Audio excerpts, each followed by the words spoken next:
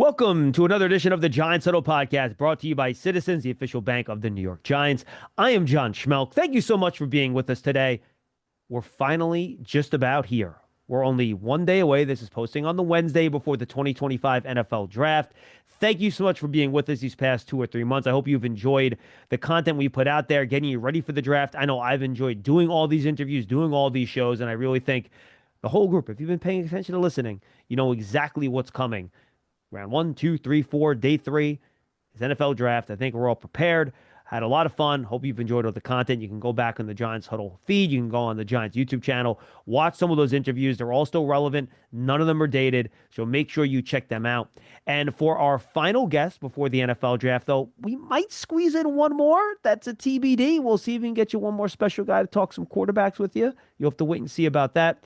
But it's a first-time guest on the Giants Huddle podcast, coming to you from the Hackensack Meridian Health podcast studio. Keep getting better. Now we welcome in our guest, Todd McShay, longtime draft analyst. We thank him for being with us. And Todd, you've kind of gone off and done your own media thing here, which is pretty exciting. Tell us all about it. Yeah, I'm working with the Ringer and Spotify. We've got the McShay Show, which we're having a blast with. It's myself and Steve Mensch, who I played football with at Richmond, and he's been working with me behind the scenes for 25 years. So I love the man. We love working together, and got the McShay Report as well. Just Google it and subscribe. All of our content. So we're having fun. It's a different chapter. It's a new chapter. And honestly, I don't know that I've ever enjoyed what I've done more than I do now. Hey, look, and Todd, I got to be honest with you. I worked in radio. I worked in TV. You're kind of dictated to what you have to do based on segment length and what people are going to want to hear. I'm sure you got tired of talking about the quarterbacks every draft segment you did on ESPN for years, right? Now you can kind of talk about what you want to talk about. That's got to be fun for you, right? It's a blast. We do wind up doing like full page reports on like 425 guys every year. And I'm not going to, I've learned a couple things from working at ESPN, and I'm obviously not going to sit here and do 2-hour shows with offensive guards from small schools. And I get it, but I also, it's fun to be able to actually share that work. And you know what I found, honestly, just from like the comments and people, I think people appreciate that they're getting more, but also kind of behind the scenes, the process. How does this all work? Yeah. And that's been fun to share, because it's something, and it's no fault of like ESPN or any broadcast network. You've got commercial breaks, you've got segments, there are other, analysts on the show, and you're bouncing from this. So you're kind of limited. Here, there's no limit. I say, let's try to keep it around an hour. And then we wound up going to like an hour and 45 minutes a show. So there we go. It is the nature of the beast doing that stuff. But yeah, I mean, good luck with the venture, Todd. We're excited to see everything you have going on with the Ringer moving forward here. So let's start high level with the Giants here, Todd, at 3rd overall. If you're sitting there, is it as simple as, all right, if Abdul Carter's there, we pick him. If Travis Hunter's there, we pick him. Or does another player enter the chat for you, assuming Cam Ward and either Carter or Hunter are going 1-2? I mean, it sounds simple, right? Let's just stay here and take this great player. But obviously, a lot of due diligence goes into all of this. And at the end of the day, the general manager, Joe Schoen, he's going to have his opinion, and he will do a great job of getting the information that he requires from every aspect of the organization. We could do a whole show on what all those things are. When you come to a consensus on your board, and I'm talking to people around the league, this isn't just for the Giants, and I don't know exactly where they are in their process, but the board's being set last week and this week. I've talked to some organizations like, we finished our offense last week, and this week is defense. But the board will be set by the time we get to the weekend, okay? But what's fascinating to me and different, and the Giants are at the epicenter of all of it, it is not normal, man. I'm looking at it. Today's the 17th of April. The draft is 1 week away, the 24th. I can't remember a year in which it's not just one quarterback, but it's quarterbacks flying to organizations all over the country, and those organizations then firing up the private jet and going to get workouts at the last minute. That's different. And so it begs the question, and I had a conversation with actually 2 different conversations with people in the league this weekend, and I was kind of closing the book on the Giants with Shador. Like Abdul Carter, that's the right football decision. You can't pass on one of these blue chip type guys, right? But information doesn't, like Joe Shane's not calling someone saying, yeah, we're we might be taking, but people are in the building and, the information kind of came out. And I don't know, a lot of times it's leaked but I was starting to get information from people in the league who are talking to other people in the league that, hey, I don't know where they would take him. I don't know if it's at 3. I don't know if it would be trading up. I don't know if they're hoping he falls, but don't close the book on Shedeur to the Giants. And also, they're doing a lot of work on the quarterback slate. Then all of a sudden, Schefter comes out on Monday and says there's a private workout. They're flying to Boulder, and now reports have come out that it's not just Boulder for Shedeur. It's from Boulder to Tuscaloosa to is it Louisville after that? Louisville for Schmeelk. For Tyler Schmeelk. Okay, so we got Shedeur, Milroe, and Schmeelk, and they already had a private workout for Jackson Dart. I'll say this: looking at the landscape, right? I don't think Shedeur goes in the top 10 picks. I don't think he's going 9 to New Orleans. Now, things have changed in New Orleans with Derek Carr with the shoulder injury, right? So there's more urgency there. But I also look at this, like they just hired a head coach in Kellen Moore, whose last 3 OC jobs were Dak Prescott, Justin Herbert, and Jalen Hurts. Yeah, pretty good.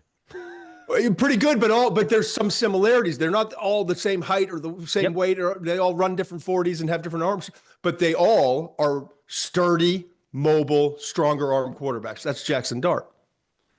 Shedeur is precision, fast processing, ball placement, layering the ball accurately, all those things.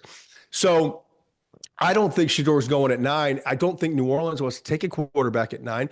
I think you've got 3 teams, and maybe more, but 3 teams that very, I think it's a high probability that these 3 teams, Cleveland at 2, Giants at 3, Saints at 9, all want to take the players they should take in those positions.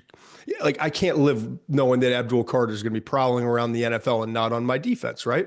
That would be the mindset. Same with Travis Hunter for Cleveland. And so now we've got them sitting at 33 for Cleveland, 34 for the Giants, and 40 for New Orleans. And so now all of a sudden, these organizations, private planes crossing in the night, going to all these different spots and trying to figure out that secondary market for the quarterback with Shedeur and Jackson Dart and Tyler Schmeelk and Jalen Milroe. And I don't know, maybe I'm crazy and too involved in this. I think it's absolutely fascinating that this much work is going in this late in the process for these guys. And I can't wait for the first night of the draft when that music, the ding, ding, ding, ding comes in, and it's like they have traded their pick. Whether it's Atlanta at 15, only have 5 picks in the entire draft. Minnesota at 24, only have 4 picks. Those are the teams with the fewest picks in the draft. Or another team that we don't suspect at this point. At some point, we're going to hear that noise come on, Goodell to the mic, and the pick has been traded. The New York Giants are now on the clock, So that to me is the story of the entire draft. Yeah, and then you have Pittsburgh sitting there at 21, right? 21, and that's why I'm saying teams have to trade. Yep. If you want Shedeur, everyone there's a big, post-it up there. If you want Shedeur, it's got to be before 21. That's all my intel and everyone I talk to in the league. Tomlin likes him a lot, but they don't have a second-round pick. I don't think they're going to move up for him. If he falls there, wonderful. But everyone knows if we want Shedeur, we got to get up ahead of 21. The Giants Huddle podcast is brought to you by Citizens, the official bank of the New York Giants. From game day celebrations to your everyday financial needs, Big Blue fans can get the most out of every moment with Citizens. Learn more at citizensbank.com/Giants. Huddle up, get in here. If you're lined up here, you got to go over the middle with it to score. Right. How do we make that happen? I don't know, but Citizens does. Make sense of your money with Citizens, official bank of Eli Manning. Yeah, I'm with you on that. So when you look at the second group of quarterbacks, let's say you can't move up and get Shedeur and you're sitting there at 34. And maybe all 3 of these guys might not be there. Maybe Cleveland picks one or whatever. But if you're breaking down Milroe versus Dart versus Schmeelk, how do you come down in that debate for a potential second-round quarterback? Here's the thing. We all like to rank them, right? I mean, I make a living off of ranking guys, and what could they They're be also any different, though. You know what I mean? Could they be any different? Yeah. I mean, truly. I just told you, Shedeur is precision, kind of West Coast, fast processing, accuracy. Dart, stronger arm, more mobile, sturdy build. The thing with Dart that I loved, and I look at Brian Dable and I look at his history then. He had I think he had Jalen Hurts, right? Yep. Obviously he had Josh Allen, Daniel Jones. So, and I can't express to you how much respect I have for Brian Daboll in terms of the offensive mind, developing quarterbacks and offensively. So I'm excited for one of these guys to get with him and for him to have a fresh start with a quarterback that has legitimate upside. I was never a Daniel Jones guy. I won't shy away from that. But I just think he fits, right? But Jackson Dart, he comes from an offense where Lane Kiffin gave a lot of the answers before the test. Yep. The concepts, like they run that sail concept to the left side. Florida, they ran it 3 times. The first time it's a drop pass, second time it's completion. Third time they went to the well too often, but he still threw it. And so the question you're asking yourself as an evaluator, and the reason why you have these meetings and you bring him to your building, then you fly out down to Oxford, Mississippi, is because you want to study his mind. Here's an install. Here's packages. All right, recite it to me. Run it back. What did you see on this? Watching tape, all those things to try to figure out, is it just because Lane gave it to him, he didn't have to, or is this something Lane had to protect? Right. So that's the fascinating part with Dart. And then it's kind of obvious with Jalen. Like the processing is not there yet. He had different coordinators 3 years, but this is a guy who's got like a 3.67 grade point average. Most beloved guy I can remember outside of maybe Will Anderson and Tyler Booker, their offensive, like people just love the human being and is patient and is the kind of human being that will sit back and wait and allow the organization to develop him and won't be pushy and won't, not looking to go somewhere else. So there's a lot of intrigue there, but that's like a 2-year project. Yeah. I think sure. Jackson Dart to me is a 1 year. You're looking at 2026 with Dart. And you can play him this year, at some point if you need to. But with Milroe, you're looking at 2027 before you're probably comfortable handing him those keys to the organization. All right, if you don't go quarterback then at 34, Todd, I think the Giants need a defensive tackle next to Dexter Lawrence. They could use a guard. This is a good trench draft, especially on the defensive line. They have picks at 34, 65, 99, 105. So they got 4 picks really in the meat of this draft where you can get a lot of good players. How would you manage those groups with guard, defensive tackle in terms of maximizing your value while maybe not trying to overlook, tight end and running back where it's just a really good class? You probably want to get guys at those spots anyway. Yeah, it's interesting. I mean, the guard class, you've got 2 that could go in the first round. I mentioned Booker from Alabama. He will be off the board. I think it's very likely, but not certain, that Gray Zabel will be off the board, the North Dakota State kid who was awesome during his career there and then showed up at the Senior Bowl and did what guys like Teron Armstead and Marpet and Cody Mock and a lot of other smaller school guys did at the Senior Bowl. They showed I can do it here too. So I think Zabel would be like one of those guys, whether it's an interior defensive lineman. I don't know that Kenneth Grant from Michigan will fall, but you never know. And if it's not the Chargers at 22, and if it's not like Kansas City or Philly, maybe he falls into their lap. Or a Walter Nolan, who's got a little bit of baggage, but might be the most physically gifted defensive tackle in this class. So there will be options there. And the nice part about this, they could use another running back, right? But you can get one in the 4th round. You can get like a Devin Neal from Kansas, who was just flat out awesome and quick twitch. And so there's a lot of backs to get throughout this process. I think interior defensive line, edge, and running back are the 3 deepest positions. And the reason I bring that up is those are areas that they could go, right? But maybe a lot of GMs at this point in time having these conversations, it's a lot about the combo picks, if you will. Like, all right, we have the same grade on this. All right, let's say offensive tackle, right? Just throwing it up.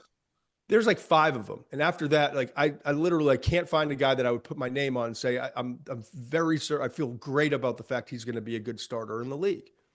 And so, I might have a higher grade on an Ashton Ginty than I do on a Will Campbell.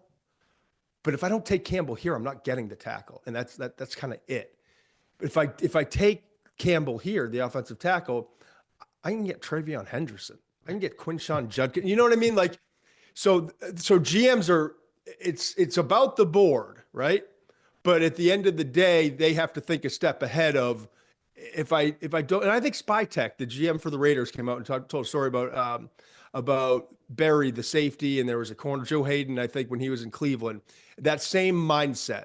And I'm sure those are the scenarios that Joe Shane and the Giants organization are kind of going through now as they look beyond just when do we take Shedeur? Do we take Shedeur? Do we take one of these quarterbacks? Like, there's a whole draft out there beyond these first 2 picks. If you want to know how to manage 2 minutes of crunch time football, I'm your man. But if you're wondering about a long-term financial plan, you should talk to Citizens. Hey, I can also talk lawn care. I'd like to learn about a mowing routine. Yes, I knew I could help. Make sense of your money with Citizens. All right, so I'm going to end here. Final question. If you were the Giants GM, build the ideal Giants draft class. What does it look like? Sunday morning, you wake up, you feel great about what the Giants did in this year's draft. I would, if the opportunities presented, I would take Abdul Carter at 3. I don't think you can pass on him. We'll see what the future holds with Kayvon Thibodeau, and just the thought of having Thibodeau, Burns, and Carter prowling on like a 3rd and 8, 3rd and 9, like with Dexter. Whoo. Right. Like how we don't have to score a ton of points now, right. So that would be that would be not easy, but that would be the decision I would make. Then it would be obviously working in conjunction with Brian, but I would like to think, and I haven't had any conversations with him specifically about this, that like a guy like Dart and Tyler Shuck, those 2 guys that he sees in them a lot of stuff he could work with. I would then have conversations. I think Minnesota would be the jumping off point, kind of get back into the first round, because I'm afraid of Cleveland moving up. I'm afraid of New Orleans moving up. The Raiders are kind of lurking back there. The Jets, you never know. So I would move back in. Unfortunately, it might require giving up one of those 2 third-round picks this year, but not a second next year. Like, because if you're going up for Shedeur, you got to do it ahead of 21. And so you're in that like 11, 12 to 19, 20 range, okay? And if that's the guy you've committed to, then you're probably going to have to go closer to 10 than you are to 20 because New Orleans and Cleveland are still lurking there as well. So I would hope that Brian would be in lockstep, that Jackson Dart can do what we need him to do, and maybe we can get away with moving up in the 20s rather than the teens. We'll give away a 3rd this year, but we still have another 3rd. We'll still have 7 overall picks, and we're not giving away our 2nd next year. We're not giving away our 1st next year. We have our full slate a year from now.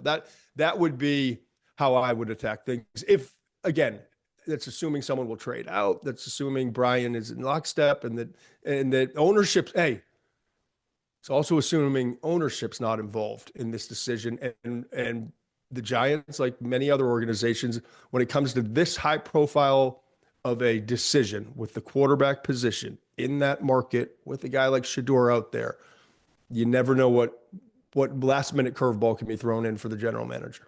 Todd, I could talk draft all day with you. Do like Shamar Turner versus Darius Alexander, dig deep on the receivers. Turner. Stuff. You like Turner. There you go. Todd, awesome stuff, guys. Go find the McShay Show on YouTube. Go subscribe to the McShay Report. Google search it. Todd, awesome stuff. Thanks so much for the time. Let's talk again soon, all right? Absolutely, bud. Good luck. Have a fun draft week. Hey, you too, man. That's Todd McShay. Again, make sure you go check out the McShay Show, the McShay Report, courtesy of The Ringer. You can just search for McShay Report. You can subscribe. It gets you his draft rankings, all that good stuff. Todd's awesome. Wish we had more time with him, but I was very happy to get him on the show. First time we ever had him on the Giants Huddle podcast. Try to get a couple first-timers every year. Was happy to make Todd one of those guys here in 2025. And again, we might have maybe one more before draft night on the Giants Huddle podcast. We'll see. I'm working on it. It'll be a fun surprise. Someone that's been on before, but I want to get his insight if we can get him. So we'll see if that works out. Guys, thanks for being with us all draft season long on the Giants Huddle podcast from the Hackensack Meridian Health podcast studio. Keep getting better. For our guest, Todd McShay, I am John Schmeelk. Thank you for joining us on this episode of the Giants Huddle podcast, brought to you by Citizens, the official bank of the New York Giants.